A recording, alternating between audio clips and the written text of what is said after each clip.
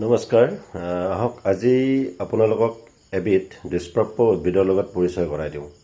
দুষ্প্ৰাপ্য বুলি এইবাবে কৈছোঁ, মই বহু ঠাইত এই উদ্ভিদবিধ বিচাৰি চাইছিলোঁ, কিন্তু বহুত বিচৰাৰ পিছতো সেই উদ্ভিদবিধ মই পোৱাই নাছিলোঁ।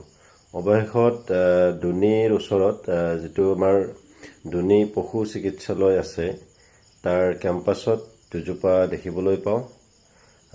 কি হয় সেই উদ্ভিদ দুজোপা চাওঁ আহক। এয়া হৈছে দুনি হস্ততাঁত প্ৰশিক্ষণ কেন্দ্ৰৰ ঠিক বিপৰীত ছাইডত এজোপা বিশেষ গছ আছে, যিজোপা গছৰ লগত আপোনালোকক আজি পৰিচয় কৰাই দিব বিচাৰিছোঁ। এয়া সাধাৰণতে আন ঠাইত দেখিবলৈ নোপোৱা এবিধ গছ। এইবিধেই হৈছে সেই দুষ্প্ৰাপ্য উদ্ভিদবিধ। উদ্ভিদবিধৰ নাম হৈছে তেজমৈ। মোৰ বিশ্বাস আপোনালোকৰ বহুতৰে অপৰিচিত আছিল উদ্ভিদবিধ। কাঁইটীয়া লতা চানিকীয়া এবিধ উদ্ভিদ।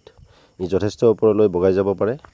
ইয়াৰ তিনিটা উপযোগিতা মই আপোনালোকক জনাব বিচাৰিছোঁ এই সুযোগতে।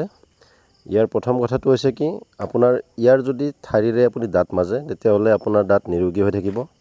দ্বিতীয় কথাটো হ'ল, যদি কাৰোবাৰ মাহেকীয়া হওঁতে বৰ কষ্টকৰ হয়, বহুত কষ্ট পায়, বিষ বেদনা আহে, তেতিয়াহ'লে ইয়াৰ ছালৰ ৰস উলিয়াই সেই ৰসৰ লগত মৌ মিহলাই খাব পাৰে। খালে আৰোগ্য লাভ কৰিব পাৰে। তাৰোপৰি যিবিলাকৰ ফেৰেঞ্জাইটিছ ৰোগ আছে, ফেৰেঞ্জাইটিছ ৰোগ থাকিলে ইয়াৰ ছালৰ ৰসৰ লগত মিহলি পানীৰে যদি ডিঙি গৰগৰ কৰে, তেতিয়াহ'লে ফেৰেঞ্জাইটিছ ৰোগৰ পৰা উপশম পাব পাৰে বুলি আমি গুণাৰাম খনিকৰৰ কিতাপৰ পৰা জানিব পাৰিছোঁ। গতিকে আপোনালোকক এই তিনিটা কথা জনাই থলোঁ এই সুযোগতে। গছজোপা দেখিছেনে? এজোপা জামত এনেদৰে বগাই গৈছে, বহুত ওপৰলৈকে বগায়। আৰু ইয়াৰ বীজবিলাক সাধাৰণতে জাব্ৰাং যে পায় বজাৰত, মছলাজাতীয় এবিধ বস্তু, সেই জাব্ৰাঙৰ লগত যথেষ্ট মিল আছে। জাব্ৰাঙৰ ভায়েক বুলিও ক'ব পাৰি ইয়াক। ধন্যবাদ।